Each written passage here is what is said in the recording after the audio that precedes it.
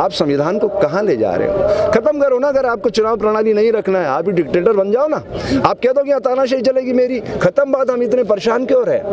आप बताइए, इतना बड़ा आंदोलन चल रहा है और वो बोवड़े क्या कह रहा है? जो महामहिम विद्वान, अब गए जमाने, अब क्या है कि विद्वान महामहिम इतने दिनों से आंदोलन कर रहा है। सो मोटो उनको संज्ञान लेना चाहिए था, प्रधानमंत्री को तलब करते वो। आप आइए, क्या नाटक है ये?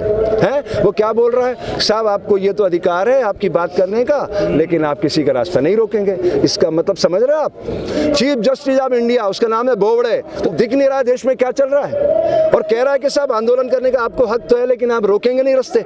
यही तो वो चाहता है कि तुम यहाँ बरसों तक बैठे रहो। जंतर मंतर पे 4 साल तक सैनिक बैठे रहे, क्या किया उन्होंने? उठ के जाना पड़ा ना। यही किसानों के साथ करना चाहता है वो। ये तानाशाह की सरकार है, इसको नष्ट करने का एक ही तरीका है, सोशल मीडिया को बड़ा करिए आप। और ये जितने आप चैनल देखते हो ना, इन सबको बंद करो, जैसे सामने दिखे ऑफ। अब रिमोट आपके हाथ में, इनका टीआरपी जाएगा या आप घुटनों के बल आएंगे। एक ही इलाज इनका, इस डिजिटल तकनीक का बेहतर इस्तेमाल करना सीखिए। अगर आप ये नहीं करेंगे, इस आंदोलन को भी वापस जाना पड़ेगा। कुछ नहीं कर पाओगे आप। कब तक लड़ोगे आप? वो तो यही चाहते हैं। वो बेवड़ा बोल रहा है कि तुम बैठे रहो, हमें कोई एतराज नहीं है, लेकिन तुम रास्ता नहीं रोकोगे। अब रास्ता नहीं रोकोगे, सुनेगा कौन तुम्हारी? यहाँ कितने सालों तक बैठोगे आप? यही तो वो कर रहे हैं। इसके खिलाफ आंदोलन खड़ा करना पड़ेगा। और मैं सारे संगठनों से प्रार्थना करता हूं कि आप लोग मेरे साथ आओ, बैठो। मैं बहुत लंबे समय तक अनगिनत कांग्रेस के मुकदमे झेल चुका हूं और आज आपके सामने खड़ा हूं। यूरो रिपोर्ट लगवा करके एक भी केस में मेरे को पुलिस अरेस्ट नहीं कर सकी। मेरे को पता है सिस्टम से कैसे लड़ा जाता है। समझ रहे हैं आप? मैं मीसाबंदी बनने जा रहा था, ये भी बनने जा रहा था। ये भाग गया सरदार बनके, झूठा नकली सरदार बनके। 25 जून 75 की रात को मैं कलेक्टर के सामने खड़ा हो गया। मैंने कहा हाँ, मैं देश के निर्माण के लिए काम करता हूँ, कहाँ भेजना है भेजो आप। और यहाँ भी खड़ा हूँ, मैं कह रहा हूँ अगर ये गोली चलाए तो पहली गोली हर्षानंद के सीने पर आएगी। लेकिन सब लोगों को एडवांस सोच रखना पड़ेगी, हाईटेक होना पड़ेगा। अगर आप चाह रहे हो कि आपको न्यायपालिका न्याय दे देगी, तो इस भ्रम को आप निकाल दो, डिमोलिश करो इस वायरस को, नया वायरस डालो। आपको लंबी रेखा खींचना पड़ेगी इनको बिना छुए। ये लोकतंत्र एक प्रयोगशाला है, अभी बना नहीं है। चाहे वो कांग्रेस हो, बीजेपी हो, सब ने किसान का इस्तेमाल किया है। अन्नदाता है, मालिक है, वोट लिया और काम खत्म।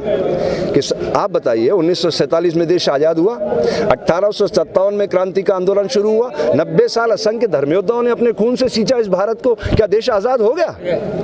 आज भी गांव के अंदर अछूत बच्चे घोड़ी पे नहीं चढ़ सकते, मार डालते हैं उनको। ये आजाद देश है? लानत की बात है ऐसी आजादी को। मैं लात मारता हूं ऐसी आजादी को, जब मां के गर्भ से तुम अछूत पैदा कर देते हो। मुझे चाहिए एक संतान इस धरती पर ऐसी जो श्वास लेते हुए राम कर रहा बोल के दिखा सके। हिंदू बनते हैं ना, बुलाइए उनको, किसी को भी संसार के ऐसे व्यक्ति को जो किसी ज्ञान के बल पे श्वास लेते हुए राम कर रहा बोल के दिखा दे, मैं मुंडी काट के उसके चरणों में गिरा दूंगा। प्रकृति की दिव्य भाषा मौन है, वो मौन से अपनी शक्ति को संचालित कर रहा है। इतने लोग खून पसीने से, श्रम से धन कमाने वाले लोग इतनी पीड़ा का स्वर लेकर इतनी ठंड में बैठे हैं और इनको थोड़ी सी करुणा पैदा नहीं हो रही है। ये इंसान है? अधर्म जब धर्म का कवच पहनकर खड़ा हो जाए तो उसे नष्ट कर देना ये धर्म है। ये मैं नहीं कह रहा हूं, ये कृष्ण ने अर्जुन के मन के संशय को मिटाया है धर्म क्षेत्र में। धर्म क्षेत्र कुरुक्षेत्र, ये कुरुक्षेत्र का मतलब है धर्म और अधर्म के बीच युद्ध है। ये हमेशा याद रखना, धर्म ही पताका फहराता है, अधर्म जन्म लेता है, पलता है, बढ़ता और नष्ट होता रहता है। ये नरेंद्र मोदी जैसे कितने नरेंद्र आएंगे, समय के प्रवाह में बह जाएंगे, लेकिन सत्य था, है और रहेगा। ये एक प्रयोगशाला है भारत। और प्लीज मेरे बेटे, आपसे उम्मीद है मुझे, आप ऐसा मत बनो। ये कोई राजा वाजा नहीं है, और ये राजाओं का जो मिथक है ये टूट चुका है प्रिवी पर्स के जमाने में। अब हम सब बराबरी के नागरिक हैं। शरीर के तल पे हमें कोई अंतर नहीं है, जो भी अंतर है वो सिर्फ ज्ञान का अंतर है। सुंदर पिचाई 5 करोड़ रुपए रोज कमाता है। बिल गेट्स दुनिया का सबसे बड़ा साधु अपने श्रम से अर्जित धन का 90% पैसा दुनिया के गरीब बच्चों की शिक्षा और स्वास्थ्य पे खर्च करता है। जापान में 1945 में हिरोशिमा नागासाकी पर बम गिरे, वही उन्होंने जिंदाबाद मुर्दाबाद नहीं किया, चिंतन किया, अपनी गलतियों को सुधारा। 1964 में बुलेट ट्रेन आया, 56 सालों में no delay no accident. Netherlands में जेलें खत्म हो चुकी है। दुनिया कहाँ पहुंच रही है? बच्चे ड्रोन पे उड़ रहे हैं, हम बैलगाड़ी के बेरिंग पे लाके खड़ा कर रहे हैं। मैं सोशल मीडिया से उम्मीद करता हूँ, गोदी मीडिया से आप बिल्कुल अपेक्षा मत करो, उनकी प्राणवायु सरकार चलाती है। वो वही नैरेटिव चलाएंगे जो सरकार चाहती है। है, उससे इधर उधर, ये सब आपको बदनाम करने की पूरी कोशिश है। लेकिन सोशल मीडिया को एक मौका है अपनी लेखा बड़ी करने का, उनको बिना छुए।